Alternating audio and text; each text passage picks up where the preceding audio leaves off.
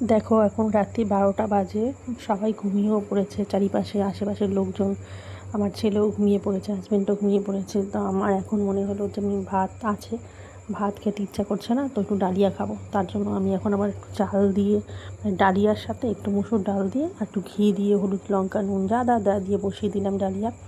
Fridge থেকে একটা জলের বোতল নিলাম। এখন বাজে রাত্রি 12টা, আমি এখন ডালিয়া বসাচ্ছি।